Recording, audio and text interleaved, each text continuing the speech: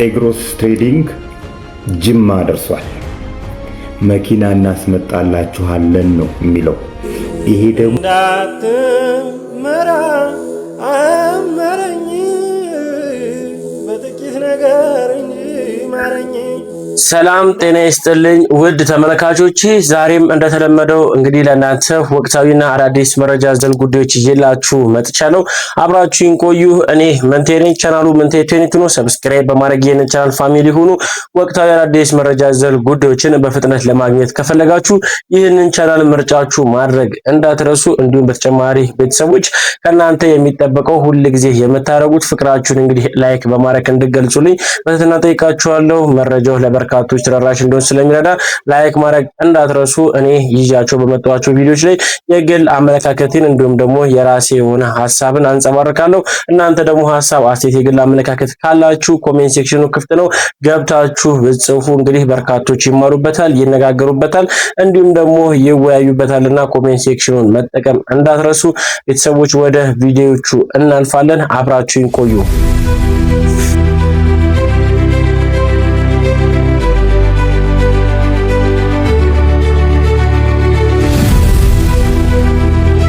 በቅድሚያም ቤተሰቦች እንግዲህ ነፃነት ወርቅነህ ከሞተ 1-2 እያለን በትላንትናው ዕለት እንግዲህ የ80 ቀን መታሰቢያውን እንግዲህ በዚህ መልኩ አሳልፈውት ነበረ። ቪዲዮ ልጋብዛችሁና ሐሳባችንን እንሰጥበታለን።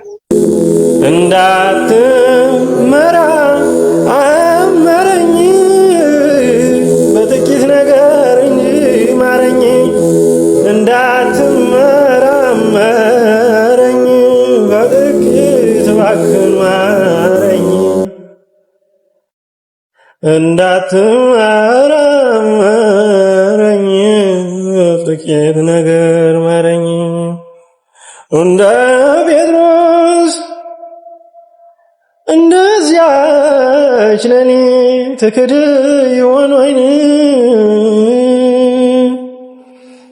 እንደ ዮሐንስ ግን መቼ ነው?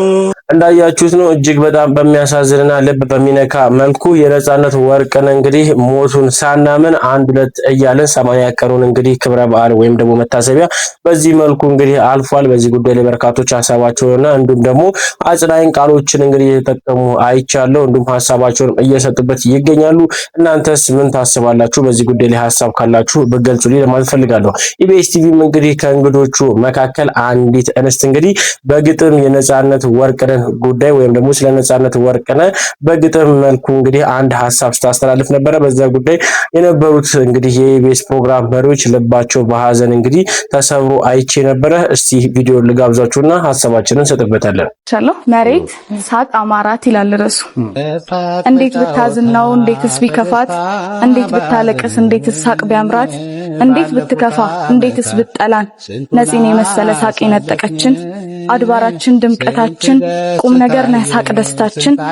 ዛሬ ግን የለህም አይመለሱ ይደሃል ከቶ አናመጣህም። ይሄንማ መሬት እንዴት እንደከፋን፣ አንቺንማ የንሽ ስትኖሪያት ደስታን። አንቺ ስትቀበይ እኛ ግን ሸኘ ነው፣ ላንቺ ደስታ ሆኗል ለኛ ግን ለቅሶ ነው። አንቺን ቤት እኛም ቤት ድንኳኖች ተጣሉ፣ አንቺ ጋር ሲጨፈር እዚህ በተቃርኖ አይኖች ያለቅሳሉ። እንዴት ቢከፋሽ ነው እንዴት ሳቅ ቢያምርሽ፣ ከጥርሳችን ላይ ሳቅ መንተፈሽ መውሰድሽ። አናሳዝንሽም ሌላ ነፂ የለን እኛ ስናለቅስ ትንሽ አይከፋሽም? አየነው ደስታሽን እሱን ስትቀበይ እያነባን መንታ። አንቺ ጋር ሳቅ በስቷል እዚህ በለቅሶ ነው ደረት የሚመታ። አየቀን ጎዶሎ ሰው ያለቀሰበት፣ ቆይ ምን አለበት መሬት ሳቅ ባያምራት። ስሚኝ ልጠይቅሽ እንዴት ተቀበልሽው? አንቺ ጋር ሲመጣ ምን አቀረብሽለት ምንሽን ሰጠሽው?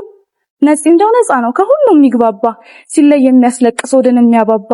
ያስቅሻል አይደል? አቤት ግን ታድለሽ፣ ቁም ነገር ደስታችን ከኛ ተቀብለሽ። ዳሩ ምን አረግሽን የተጻፈልን ነው፣ እግዚአብሔር የፈቀደው እስከዚህ ብቻ ነው። በቃ እስከዚህ ነው። ፍጹም አናለቅስም እንባችን ይገታ። ሰርቶ ነው የሄደው አንቅጣው በዋይታ። ያሳቀን ኖሮ ድንገት ዝም ቢለን፣ ሐሴት ገንብቶ ድንገት ቢሄድብን፣ ያስላመደንን ሳቅ በእንባ ብንቀይረው እንዴት ነው የሚያዝንብን? ዋጥ እናርጋትን ባን ስልቅጥ በሆዳችን፣ ልባችን ቢያነባ የሚሳቀው ጥርሳችን። ናፍቆት ቢያነደን ብንንገበገብም፣ ድምጽ ሹክ ቢለን ብንራብህም፣ አንዴ ደሃልና ከቶ አናመጣህም። ግን ሰዎች ነንና ይከፋናል ገና ነፂ ሲናፍቀን ድምጹን ስንራባት ሁሌም እንላለን መሬት ባለቀሰች መሳቅ ባላማራት። እውነት ለመናገር በጣም ያሳዝናል። እውነትም እህታችን እንዳለችው ነው መሬት መሳቅ አማራት ብላለች። እንግዲህ ያስኬዳል። ምክንያቱም ነፃነት ወርቅነህን የመሰለ ሰውን እንደማጣት ከባድ ነገር የለምና በርካቶች እንግዲህ አሁንም ቢሆን የነፃነት ሀዘን ከልባቸው እንዳልወጣ ሀሳባቸውንም እንግዲህ ሀዘናቸውንም እየገለጹ ይገኛሉ። እኔም ከዚህ ጋር ነፃነት ወርቅነህ እንግዲህ ነፍሱን በአጸደ ገነት ፈጣሪ ያኖርለት ማለት ፈልጋለሁ። በተጨማሪም ደግሞ ኢቢኤስ ቴሌቪዥን እንግዲህ አሁንም በከባድ ችግር ውስጥ እየገባ ይገኛል ወይም ደግሞ ከባድ ኪሳራ ማለት ይቻላል። የኢቢኤስን ወይም ደግሞ የኢቢኤስ ክሮ ላይ የተለያዩ ፕሮግራሞች አሉ። እያንዳንዱን እንግዲህ ቻናል 1 ተብሎ የተመሰረተ አንድ የቴሌቪዥን ጣቢያ አለ። አንድ በአንድ እያደነ እየወሰደበት ይገኛል። እስቲ በዚህ ጉዳይ ላይ አንድ መረጃ አለ። ቪዲዮ ልጋብዛችሁና ሐሳባችንን እንሰጥበታለን። እንደምትመለከቱት በጌጡ ተመስገን የፌስቡክ ፔጅ ልጥፍ ላይ አብሪኮምና ቻናል 1 በኢቢኤስ ተወዳጅነትና ተቀባይነት ያገኘው የበስንቱ ሲትኮምን ኢቢኤስ ላይ በመውሰድ በቻናል 1 ላይ ሊያስተላልፉ እንደተስማሙ ነው የሚናገረው። ኢቢኤስ ቴሌቪዥን አማተር የሆኑ ባለሙያዎችን ከታች አንስቶ በሙያና በስነ ምግባር በማብቃት በህዝብ ዘንድ ተቀባይነትና ተወዳጅነት እንዲያገኙ የሚያደርግ ተመራጭ የሆነ የቴሌቪዥን ጣቢያ እንደሆነ ይታወቃል። አንዳንዶች በዚህ ጣቢያ ላይ እውቅናና ተቀባይነትን ካገኙ በኋላ በዩቲዩብ የሚገኘው ረብጣ ገንዘብ አማሏቸው ከዚህ የቴሌቪዥን ጣቢያ ወጥተዋል።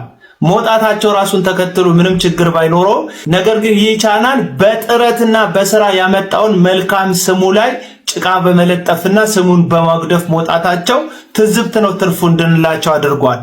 ኢቢኤስ ባለሙያዎችን ከታች አንስቶ ማብቃቱን ተከትሎ የተለያዩ ቻናሎች ከዚህ ጣቢያ ላይ ብዙ ባለሙያዎችን አስኮብልለው ያውቃሉ። የቻናል 1 ጉዳይ ግን ከዚህ ሁሉ የተለየ ነው። ድንገት ሪሞታችሁን ብድግ አድርጋችሁ እየቀየራችሁ ቻናል 1 ላይ ከደረሳችሁ ኢቢኤስ ስም ቀይሮ እስኪመስላችሁ ድረስ እያንዳንዱ የኢቢኤስ ፕሮግራም ኮፒ ፔስት ተደርጓል። ከዛ ሁሉ በላይ ግን የሚገርመው የቻናል 1 መስራች የኢቢኤስ የቀድሞ ዳይሬክተር መሆኑን ስታውቁ ነው። ባለሙያዎችን አስኮብልሏል። ራሱ ቻናሉን ኮፒ ፔስት አድርጓል። አሁን ደግሞ በስንቱ የተሰኘውን ተወዳጅ የቴሌቪዥን ሲትኮም ለመውሰድ በጓሮ በር ከአብሪኮም ጋር ውልና ስምምነት አድርጓል።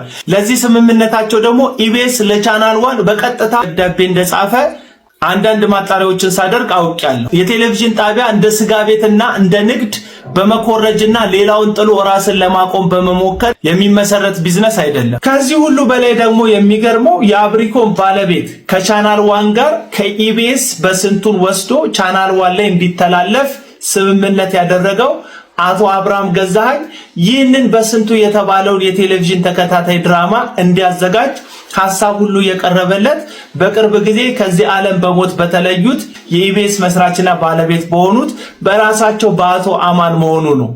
ድርሰቱንም አዘጋጅቶ በመጣ ጊዜ ነጸብራቅ የሚል ርዕስ ሰጥቶ ሲመለከቱ አይ ነጸብራቅ ከሚሆን በስንቱ ብትለው የተሻለ ነው ብለው በቻናላቸው ላይ እንዲተላለፍም ከማድረግ ባለፈ እዚህ ስራውም ደግሞ ከፍተኛ የሚባል ክፍያ ከፍለውታል። የእሳቸውን ማለፍ ተከትሎ እረፍታቸው በቅጡ 3 ወር ባልሞላበት ጊዜ ነው እንግዲህ ህሊናን በካደ መልኩ እምነትን በሻረ መልኩ ከኢቢኤስ ጋር ያለው ህጋዊ ውል እያለ አዲስን ውል ከቻናል 1 ጋር ለመዋዋል የቀረበው። ኢቢኤስ እንደምታውቁት በዚህ 3 ዓመታት ውስጥ በተለያዩ መንገዶች እያለፈ ያለ የቴሌቪዥን ቻናል ነው። በተለይ ደግሞ ተወዳጅ የሆኑ የቴሌቪዥን አዘጋጆቹን አቶ አስፋው መሸሻን እንዲሁም ተወዳጁን አርቲስት አቶ ነፃነት ወርቅነህን በቅርቡ ጊዜ ያጣ የቴሌቪዥን ቻናል መሆኑን ተከትሎ በዛም ላይ ደግሞ የድርጅቱ የጀርባ አጥንት ሆኖ ድርጅቱን ሲመሩ የነበሩት አቶ አማንንም በተከታይ ያጣ የቴሌቪዥን ቻናል ነው። ይህ የቴሌቪዥን ቻናል በህዝብ ዘንድ ተወዳጅነቱና ተደማጭነቱ የሚቀጥል መሆኑ ምንም ጥርጥር ባይኖርም አንዳንድ ሰዎች ግን ምንም እንኳን ሰውን ባትፈሩ ለእምነታችሁና ለህሊናችሁ ከሁሉ በላይ ደግሞ ለፈጣሪያችሁ ታምናችሁ በታማኝነት ብትኖሩ የሚል መልእክት ለማስተላለፍ ነው ይህንን ሐሳብ ያቀረብኩት። ሰላሙን እውነት ለመናገር ከጊዜ በኋላ በተደጋጋሚ እያየ ነው እየሰማነው ያለነው ጉዳይ ነው። በርካታ ቴሌቪዥኖች እንግዲህ ከአንዱ ቴሌቪዥን ወደ አንዱ ቴሌቪዥን የተለያየ የቴሌቪዥን ጣቢያው ላይ የሚሰሩ ግለሰቦችን እየወሰዱ እንግዲህ ለራሳቸው የቴሌቪዥን ጣቢያ እንዲያገለግሉ ማድረግ ከጀመሩ ሰንበትበት ብሏል። አባይ ቲቪ እንዲሁም ደግሞ ከኢቢኤስም ጭምር ራሱ ከተለያየ ቴሌቪዥን ጣቢያዎች እንግዲህ የተለያዩ የፕሮግራም መሪዎች፣ ፕሮግራም አቅራቢዎች እንዲሁም ደግሞ በውስጥም የሚሰሩ የተለያዩ ግለሰቦችን እንግዲህ እየተቀባበሉ እስካሁን ቆይቷል።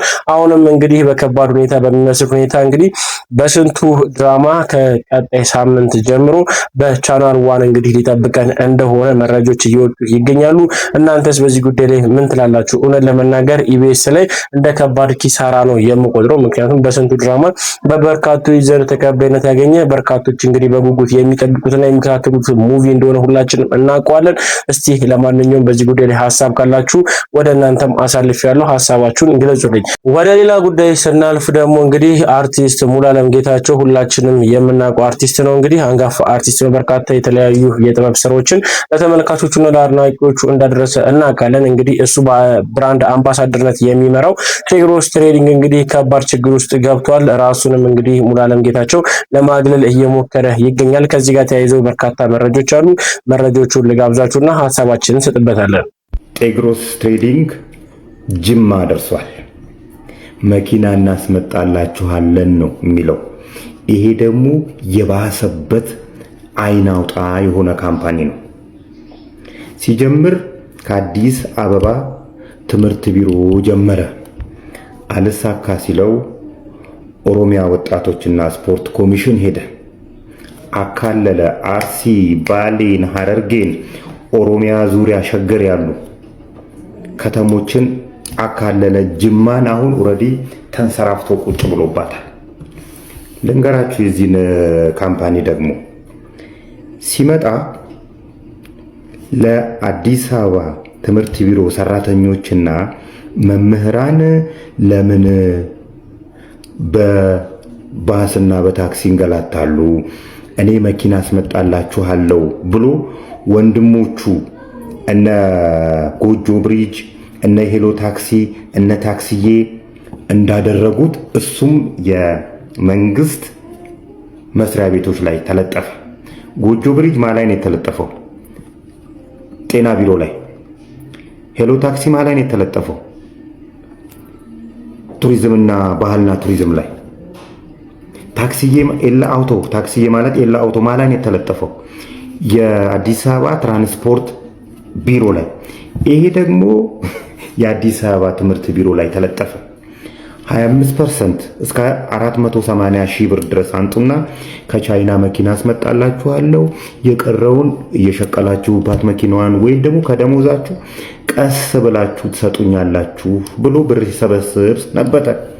ምን ደረጃ ሳያደርሰው ከአዲስ አበባ ጠፋና ኦሮሚያ ጋር መጣ። ኦሮሚያ የት ይመጣል? ወጣቶችና ስፖርት ኮሚሽን ይመጣል። ምንድነው ሳቢው መሰላችሁ? ወጣቶች ለምን ስራ ያጣሉ ነው። ደግሞ እዚህ ለምን ስራ ያጣሉ? ስለዚህ እኔ መኪና አስመጣላችኋለሁ፣ ተለጣፊ ሱቆችን እሰራላችኋለሁ በአነስተኛ ዋጋ ይላቸውና ጋሻ ጃግሬዎቹን የኦሮሚያ ወጣቶችና ስፖርት ኮሚሽን ያሳምናል። በየቦታው እየዞረ ለምሳሌ ጅማ ላይ 479 ሺህ ብር 25% ክፍያ በ3 ወር መኪና አስመጣላችኋለሁ ካለ ይኸው 1 ዓመት ከ2 ወር አለፈው። የት እንደገባ አይታወቅም። እነዚህ ሰዎች እንግዲህ ማንን አምነው ነው እየሰጡ ያሉት? የኦሮሚያ ወጣቶችና ስፖርት ቢሮን እያመኑ ነው የሰጡት። ዳይሬክት ፓርቲሲፔሽን ያደረገው ይሄ የመንግስት መስሪያ ቤት። ይሄ እንግዲህ ቴግሮስ የሚባለው ትሬዲንግ ሲጀምር ስራ አጥነት ለመቀነስ የት ነው መካሄድ ያለበት? የኦሮሚያ ወጣቶችና ስፖርት ነው እንዴ ስራ አጥነትን የሚቀንሰው? እምቢ አላለም የኦሮሚያ ስፖርትና ወጣቶች። ይሄ የሚያመጣው ቀውስ ታዩታላችሁ። እንደ ሀገር ነው የባሰበት። አረ ፊንቴክ እኮ ፊንቴክ እናት ነው። ፊንቴክ የባሰበት ታዩታላችሁ። ይሄኛውንም በቅርብ ጊዜ አሁን ኦልሬዲ ለቅሞ እንዳለ ከኦሮሚያ ክልሎች ላይ ለቅሞ አሁን መጥፊያው ሰዓት ነች። መጥፊያው ሰዓት ኦሮሚያ ስፖርትና ወጣቶች ላይ የምትሰሩ የሥራ ኃላፊዎች ተጠንቀቁላችኋለሁ። በዚህ አጋጣሚ የኦሮሚያ ፖሊስ ኮሚሽን ጀስት ሬዲ ሁን። በዚህ ዓመት አልፋትም ይሄ ካምፓኒ እቺን ዓመት አልፋትም ነው የምላችሁ። ወይን ይጠፋል ወይን እንደ ፊንቴክ እንትኖቹ ዝርክርክ ብለው ይወጣል። ሬዲ መረጃውን እንዳያችሁት ነው። አዋንታ በርሲሳ ባደረሰ መረጃ ጊዜ በርካቶች እንግዲህ በዚህ ጉዳይ ላይ ሀሳባቸውን እየሰጡበት እንደነበረ የሚታወስ ጉዳይ ነው። ነገር ግን አሁን ላይ በመታዩት መልኩ እንግዲህ አርቲስት ሙሉዓለም ጌታቸው እንግዲህ በብራንድ አምባሳደርነት የሚመራው ጤግሮስ ትሬዲንግን እንግዲህ ሙሉ በሙሉ ራሱን እንዳገለ እንዲሁም ደግሞ ከዚህ ቀደም እስካሁን ድረስ ለ11 ወራት ነው ያገለገለው። እስካሁን ድረስ እንግዲህ በብራንድ አምባሳደርነት ወይም ደግሞ ለድርጅቱ የሰጣቸውን እንግዲህ የማስታወቂያ አገልግሎቶችን እያንዳንዱን ክፍያ አልተከፈለኝም ሊከፈለኝ ይገባል ብሎም ቅሬታም አስፍሯል። እሱም እንግዲህ አያይዞ እንደተናገረው ከሆነ ድርጅቱ የሚጠበቅበትን ግዴታ እየተወጣ አለመሆኑን በደንብ አድርጌ በቅርብ ሆኜ መርምሬ አረጋግጫለሁና ከዚህ በኋላ ራሴን ከዚህ ድርጅት ማግለሌን ሁሉም ይወቅልኝ፣ ህዝቡም ይወቅልኝ ብሎ ተናግሯል። እናንተስ በዚህ ጉዳይ ምን ትላላችሁ? ሀሳብ ካላችሁ ታጋሩኝ። በተጨማሪም እንግዲህ ሌላኛው ጉዳይ በትላንትናው ዕለት ሲዞሩ ከነበሩ ጉዳዮች መካከል አንዱ የሆነው አዋንታ በርሲሳ እንግዲህ ከባድ የሆነ ጥቃት እንደደረሰበት እንዲሁም ጉዳት እንደደረሰበት ቪዲዮ እየተዘዋወረ ነበረ። በመታየት መልኩ እንግዲህ የመረጃ ከወጣ ሰዓት ጀምሮ በርካቶች ሀሳባቸውን እየሰጡ እየተነጋገሩበት ነበረ። ነገር ግን በዚህ ጉዳይ ላይ እስካሁን ድረስ አዋንታ በርሲሳ ምንም አይነት ምላሽ አለመስጠቱ በርካቶችን ግራ ያጋባ ጉዳይ መሆኑ ይታወቃል። እንግዲህ ቤተሰቦች በዚህ ጉዳይ ላይ አዲስ መረጃ ካለ ለእናንተ የማደርሳችሁ ይሆናል። ነገር ግን በዚህ ጉዳይ ላይ ሀሳብ ካላችሁ ብታጋሩኝ። ሌላኛው ጉዳይ እዚህ ላይ እንዳለን እንግዲህ የጤግሮስ ትሬዲንግ ወይም ደግሞ አርቲስት ሙሉዓለም ጌታቸው በአምባሳደርነት የሚመራው ድርጅትን በተመለከተ ውል ስለማቋረጥ ጉዳይ ከህግ አንጻር ምን ሊመስል እንደሚችል ጠበቃ ሰብለ አሰፋ እንግዲህ የገለጸችው አንድ ጉዳይ አለ፣ ወይም ደግሞ የሰራችው ቪዲዮ አለ። እሱን ልጋብዛችሁና ሀሳባችንን ሰጥበታለን። አንድ ማስታወቂያ የሰራ ሰው የብራንድ አምባሳደርነት ወይም የማስታወቂያ ውሉን ከድርጅቱ ከአሰራጩ ጋር በማቋረጥ ብቻ ከኃላፊነት ነፃ ሊሆን ይችላል። እንዲቆያችሁ ጠበቃ ሰብለ አሰፋ ነኝ። የመረጃ ለብዙዎች እንዲደርስ ፕሊስ ኮፒ ሊንክ ሪፖስት አድርጉልኝ። እንግዲህ እዚህ ስክሪኑ ላይ በምታዩት መልኩ አንድ አርቲስት በተለይ ጤግሮስ የሚባል ድርጅት ጋር የነበረኝን የብራንድ አምባሳደርነት ግንኙነት አቁሜያለሁ ብሎ ይፋ ማድረጉን ተከትሎ ይሄ ነገር እንዴት ነው ከህጉ አንጻር የሚታየው? አሁን ብራንድ አምባሳደር ሆኖ በነበረበት ጊዜ ይህንን አርቲስት ተማምኖ ንብረት ለመግዛት የተዋዋለ ሰው ቢኖር ጉዳት ቢደርስበት ውሉን ስላቋረጠ ከኃላፊነት ነፃ ይወጣሉ ይብላችሁኛል። ከዚህ ጋር በተገናኘ ማወቅ ያለባችሁ ብራንድ አምባሳደር የሚሆኑ አርቲስቶች ወይም ደግሞ የማስታወቂያ ውል ከድርጅት ወይም ከማስታወቂያ አስነጋሪ ወይም ፕሮሞተሩ ጋር የተዋዋለ ሰው በሰራው ማስታወቂያ አማካኝነት ህዝብን አሳስቻለሁ ብሎ ካመነ ማድረግ ያለበት ምንድነው ስለሚለው የማስታወቂያ አዋጅ ቁጥር 759 በ2012 የወጣው በግልጽ ያስቀመጠው አለ። በዚህ መልኩ ከማስታወቂያ አስነጋሪው ድርጅት ጋር የብራንድ አምባሳደርነት ውልን በማቋረጥ ብቻ በማስታወቂያ ከሚመጣ በተለይ አሳሳች ከነበረ ማስታወቂያው በዛ ምክንያት ከሚመጣ ኃላፊነት ነፃ መሆን አይቻልም። ስለሆነ ይሄ አርቲስትም ሆነ ሌሎች ማድረግ ያለባችሁ ያስተዋወቃችሁለት ድርጅት እያታለለ ነው፣ አገልግሎቱን እየሰጠ አይደለም፣ በእኛ መልካም ስም ተጠቅሞ ህዝብ እያታለለ ነው ብላችሁ ካመናችሁ የአጸፋ ማስታወቂያ ነው ለመልቀቅ ያለባችሁ። የአጸፋ ማስታወቂያው ደግሞ አስቀድሞ ምርትና አገልግሎቱን ለማስተዋወቅ አስፈላጊ ሆኖ በለቀቃችሁበት አካሄድ በለቀቃችሁበት የስርጭት ሰዓት መጠን እና ቦታ መልቀቅ አለባችሁ። እዚህ ጋር ውሉ ስለተቋረጠ ሳይሆን ለምሳሌ በፋና ቴሌቪዥን የተለቀቀ ከሆነ ማስታወቂያው የአጸፋ ማስታወቂያው በፋና ቴሌቪዥን መለቀቅ አለበት። በዩቲዩብ ከሆነ በዩቲዩብ እንትን ማለት አለበት። ያ ደግሞ ምንድነው አስቀድሞ በዛ በእናንተ ብራንድ አምባሳደርነት ማስታወቂያ መስራት ምክንያት የተሳሳተው ሰው ሁሉ ያ የአጸፋ ማስታወቂያ እንዲደርሰው አስፈላጊ ስለሆነ ነው። ይህንን ወጪ ማን ነው የሚሸፍነው ስለሚለው ህጉ እነኚህ አርቲስቶች ማስታወቂያውን ያስነገሩ ድርጅቶችና አሰራጮች በአንድነት እና በነጠላ መጋራት እንዳለባቸው አመልክቷል። መሰል ጠቃሚ መረጃዎችን ታገኙ እና አካውንቴን ይከታተሉ። አመሰግናለሁ። ከተጠያቂነት ያድነዋል ወይንስ አያድነውም? የበርካቶች ክርክር ነበረ። ከእንጋዛር ምን እንደሚመስል ጠበቃ ሰብለ በግልጽ አድርጋ በሚገባ መልኩ እንግዲህ ገልጸዋለች። ለማንኛውም ግን ከሙሉዓለም ጌታቸው ጋር በተያያዘ እየወጡ ያሉት መረጃዎች እጅግ በጣም ከባድ ነገር ሊገጥመው እንደሚችል መረጃዎች እየወጡ ይገኛሉ። ከተጠያቂነት ግን እንደማይድን እንግዲህ በርካቶችም ሀሳባቸውን ሲሰጡ ነበረ። እናንተስ ከሙሉዓለም ጌታቸው ጋር በተያያዘ ምን አይነት ሀሳብ አላችሁ? ሀሳብ ካላችሁ ኮሜንት ሴክሽን ላይ ግለጹልኝ። ተጨማሪ ቪዲዮ አለ ልጋብዛችሁ። በዚህ የሙዚቃ ኢንዱስትሪ አንተ ገብተህበት ቅድም እንዳልኩ ልትታወቅ፣ ልናውቅ፣ ልንወድ፣ ልናደንቅ ስራዎችን እንትልል ችለናል። which is አምጥቶሃል እዚህ ድረስ ማለት ነው። ለምን ሄድክ? ፐርሰናል ቾይስ መብት ነው። በሃይማኖት ምክንያት ሊሆን ይችላል፣ በጤና ጉዳይም ሊሆን ይችላል። ከፈለገ ምንም ይሁን ምክንያቱ እሱ ምክንያት የማንም ማተራልብ ያንተ ቾይስ ነው። እሱ ምክንያት አንተንም በዛ ሴንስ ነበር ትችዋለህ ውስጥ ደግሞ ትተኸዋል ዘንድ ወይ ጎን ሙዚቃ ይቀጥላል፣ ኢንዱስትሪው ይቀጥላል። ሰዎችን በግል ምርጫቸው መሄዳቸውን ይቀጥላሉ፣ ይመለሳሉ። የሆነ ሳለ ወደ ሙዚቃው ኢንዱስትሪ ተመልሰው ይሄዳሉ። ይሄ የግል ምርጫ ነው። ሳማው ሲኬድ ግን መዝለፍና ኢንዱስትሪውን ማንቋሸሽና የነበሩበትን ቦታ መናገር አያስፈልግም። ትልቁ ችግር እሱ ነው። ሰዎች የግል ሃይማኖታቸውን ሲከተሉ ሁሉም ዓለም ላይ ያለ ህዝብ የነሱን ሃይማኖት አይከተልም። አንድ የተወሰነ ኤክስ የሚባል ሃይማኖት ቢኖርና ኤክስ የሚባለው ሃይማኖት በጨረቃ የሚያምን ቢሆን እኔ ኤክስ ሃይማኖት ተከታዮች ያሉበት ቦታ የተቀመጡበት ቦታ ገብቼ ጨረቃ ቆሻሻ ናት የገማች ናት ምናምን አይደለም። እነሱን አከብራለሁ። ቢያንስ ለጨረቃ ያለኝን ቫልዩ እኔ ራሴ አውቃለሁ። ለምን እነጋገራለሁ? እንደዛ ብዬ ሰዎችን የሚያኖራቸው ጎረቤት የሚያፈራላቸው ዘመድ የሚያፈራላቸው እዚህ መንገድ ላይ ጋሽ ምናምን የምንባባለው አክብሮት ነው። በሃይማኖታዊ አቋሙ ጓደኛ ያደረኩት ሰው የለም። ሃይማኖት ለራስህ ሁላችንም የሃይማኖት አትችላችን ለራሳችን ኖርማሊ ይመስለኛል። ደግሞ የትኛውም ሃይማኖት ሌሎች ሰዎችን አንቋሹ፣ ሰዎች የሚሰሩትን ስራ ስደጉ፣ አጠልሹ የሚል ነገር ያለ አይመስለኝም። ቢኮዝ ሙዚቃ በጣም ትልቅ ስራ ነው ኢንዱስትሪ ውስጥ። ላንተ አልነግርህም ስለኖርክበት ያልከውን አይደለም የምሰማው የኖርከውን ነው የማየው። ያልከው ባፍ በጣም ውስብስብ አጋንንት ያለበት ነው። በጣም ቆሻሻ ነው። ከስካር እኩል ነው። አሜን የምትችላቸውን ቃላቶች በሙሉ ትጠቅማለህ። አብረው የሚሰሩ ሰዎች እስከዛ ድረስ የኖርክበት ሙዚቀኛ ተብላ አይደንቲፋይ የተደረክበት ኮንሰርት የሰራበት አልበም ያስተዋወቅበት የዩቲዩብ ቻናል የፌስቡክ ፔጅ ያፈራው ያን የሚያክል ፎሎወር ያፈራ በሙዚቃ ነው። አሁን የምትጠቀምበት እሱን ነው። ይሄንን ንግግር ለመጠቀም በቆሻሻ የተፈራ ከሆነ እኮ መዝጋት አለብህ። እሱን በሙሉ ዘግተህ በአዲስ ነው ጀምር ያለብህ። እንደ አዲስ የተወለደ ሰው እንደ አዲስ ነው የሚጀምረው እንጂ እንደ ዘፋኝ ነው ያንን ፔጅ ፎሎ ማድረገው እንጂ እንደሌላ ሰው አይደለም ፎሎ ማድረግ። ከሱ ነው የምንጀምረው እኮ እና ኖርማሊ ያንተ በጎ እንደሆነ እኮ ተስፋ አደርጋለሁ። በጎ እንደሆነ ማለት በቃ ለነፍስህ ሚኒንግ ነው የሰጠህ እምነትህ ነው። ሄደሃል። በቃ ከሄድክ ኖርማሊ ሰው ተመስግኖ ነው መሄድ ያለበት። ተሳድቦ መሄድ የለበትም። ምክንያቱም ልክም አይደለም። መከባበርን ያጠፋዋል። ሲጀመር ሰዎችን በሚሰሩት ስራና ምናምን ስራ ማጠልሻት ልክ አይደለም። ሰው ብቻ አይደለም ይሄ የሚጠለሸው በሚሊዮን የሚቆጠሩ ለዘመናት እዚህ ሙዚቃ ኢንዱስትሪ ውስጥ የተሰራበት ሙዚቃ ተወደደም ተጠላም የዕለት ተዕለት ህይወታችን አካል ነው።